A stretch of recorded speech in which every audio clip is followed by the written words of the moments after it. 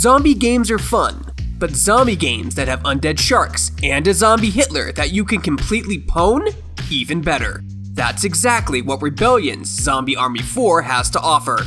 It's one of those games that is what it is, and what it is offers a really enjoyable co-op experience that is simplistic and with one simple goal in mind: unfiltered fun. In recent years, the gaming community has adopted this all-or-nothing mentality when it comes to how we receive and perceive games. If it's not instant Game of the Year worthy, it's seen as somehow not worth it. But not every game has to be the best of the best. Sometimes it's just about enjoying the ride and having fun. That's exactly what the studio behind Zombie Army 4 had in mind. It's exactly what they delivered, and with Valentine's Day coming up, I mean, not saying you have to play with a spouse, but nothing quite says romance like killing hordes of heinous zombies together. That's love, man. That's love. It's definitely possible to play solo in Zombie Army 4, but where this adventure truly shines is in its co-op. Personally speaking, this is one of those co-op experiences that resonated really well with me, and it instantly gave me flashbacks to really good memories playing games like Left 4 Dead and Killing Floor with some of my closest friends. One thing I love to tell people when describing the latest Zombie Army is that it plays a lot like Left 4 Dead. If Left 4 Dead had a drunken bar love affair with Killing Floor 1 and shipped their love child to study abroad and came back sporting a renewed love for espresso and adventure. That's it. That's the entire franchise in a nutshell. The combat in Zombie Army 4 is incredibly straightforward, with a pretty clear-cut objective: to either smoosh or be smooshed by feral zombies. Not being smooshed is a pretty good goal, and this exact goal sets up for some pretty hilarious scenarios when playing with friends. The mechanics of Zombie Army 4 are designed around co-op enjoyment, and this is definitely evident in the campier 80s horror aspects of the game. One such example is seemingly having zombie orgies on top of your face while desperately clinging to life after getting knocked down. It's possible that this was a glitch, but if it was, I hope to God Rebellion keeps it, because watching a group of zombies and their sick dance moves on top of my dying face was a real treat, let me tell ya. Remember friends, it's a feature, not a bug.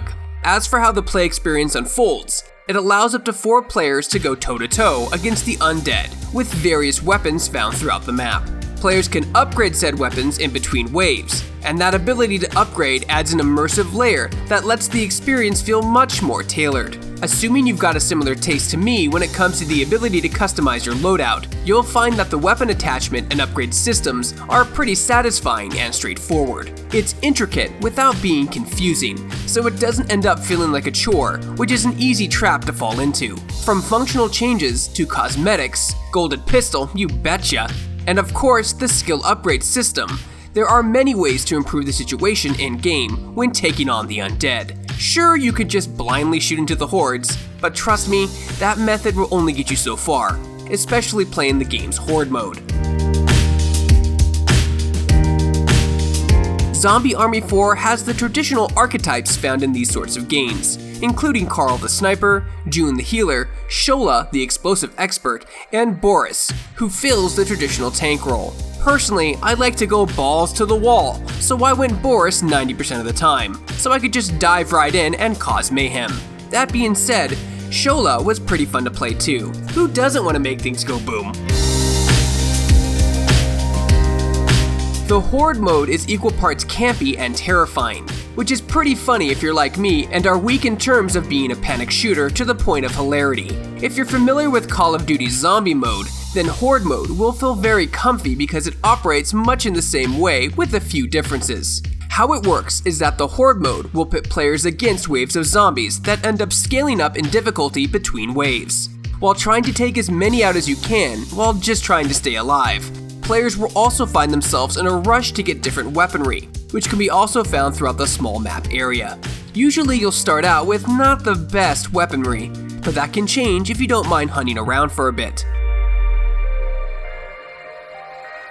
While it's easy to compare this game to titles like Left 4 Dead and the Killing Floor franchise, Zombie Army 4 Dead War more than stands on its own 2 feet. From its various maps found and over 30 missions to play, to its Mortal Kombat-esque kill cams, undead sharks just chilling around, and the upgrade system, Zombie Army 4 Dead War isn't trying to be Game of the Year. It's not trying to be anything. It's not. It's simply what it is, and that is a very fun co-op experience where players will get exactly what they think they will get. No hidden surprises and no false promises. Oh, and did we mention Zombie Hitler? Because yeah, it looks like someone got back from hell, where we specifically went and sent him last time, and he needs to be filled with plenty more holes again for his return trip.